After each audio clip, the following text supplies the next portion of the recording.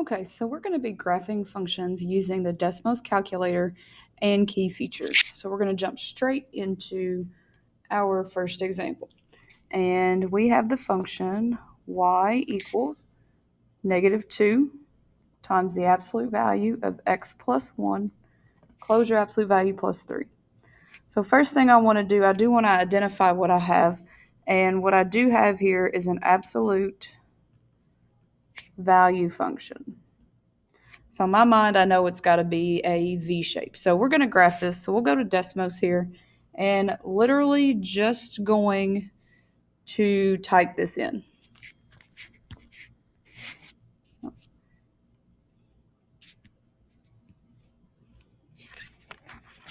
Maybe I'll type it in.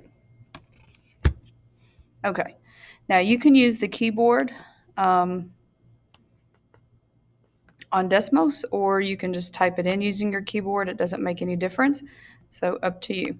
So I'm going to type this in here, y equals -2 times the absolute value of x plus 1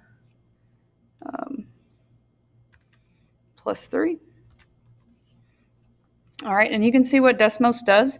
It goes ahead and says, hey, we've got nice points for you, and those are the points that we can use. That's what we're going to use. That's what to graph it by hand. It'll make our life quite a bit easier when we do that. All right, so I'm going to go back over here. We'll start with this point. That's an x-intercept, -2.5. So I'll go back over here. Okay. -2.5. And again, if the points aren't perfect, you just estimate.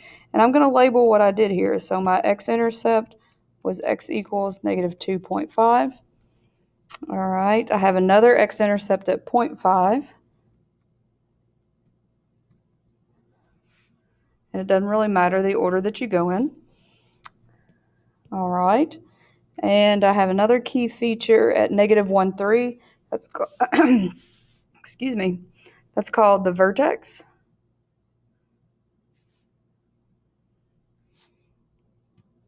Oops, and I graphed that wrong. Should be over here.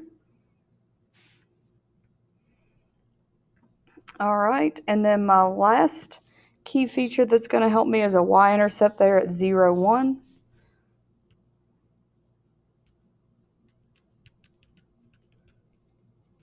Or you could say y equals 1. I don't care which one you say. All right, once you have that, we're ready to go. So let's graph this. It's a V shape like we expected. And again, your graphs don't have to be totally perfect, but we've got some nice points there to at least help us out to graph.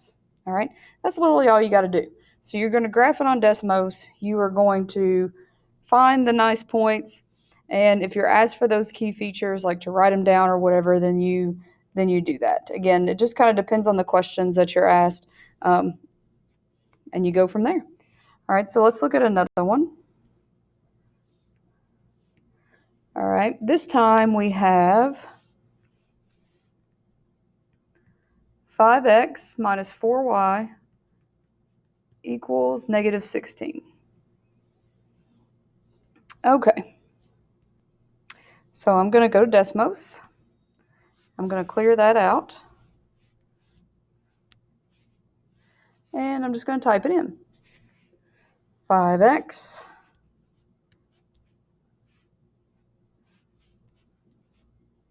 wow, it didn't give me my Desmos calculator, but that's okay. Minus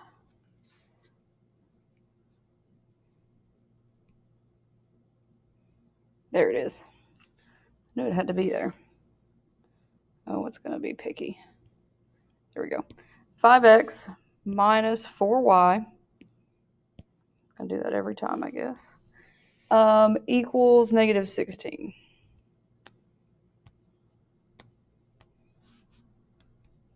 Whoops.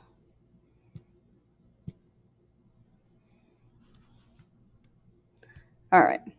So now we see that it's linear, and we have 2 points here that are going to help us out, and that's pretty much it. So we have an x-intercept of -3.2.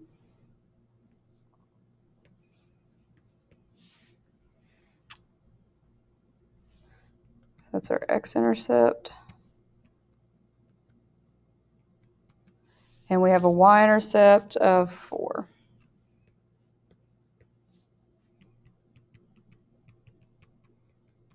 So remember the intercepts, oops, I gotta go up here. The intercepts are just where the graph crosses that specific axis. And again, this is linear. The reason I know it's linear is because it's a line. All right, so we connect the dots. And there we have it. So that was a little bit easier. It really wasn't much of a key feature. You could find the slope if you wanted to, but we're not going to do that today. All right, last one. This one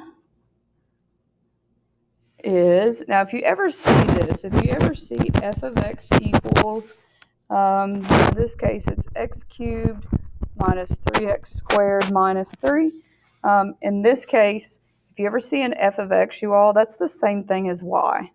So when you plug this in Desmos, we're going to treat that as y equals. It means the same exact thing. Okay? So let's go to Desmos. Okay, so when we graph this, and I went ahead and graphed it, notice I put y equals instead of f of x. It's still going to do the same thing.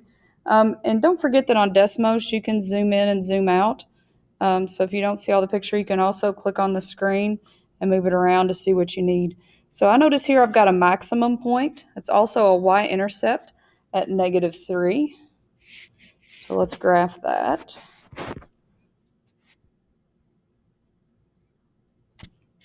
So this is it was a y-intercept, and it was also a max, if you want to make a note of that. A max is just a high point.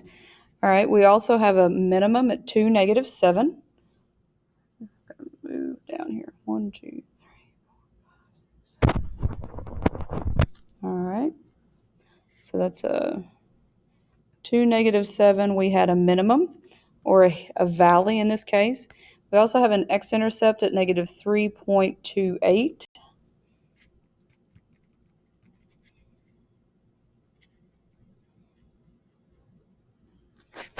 Should be right around in here.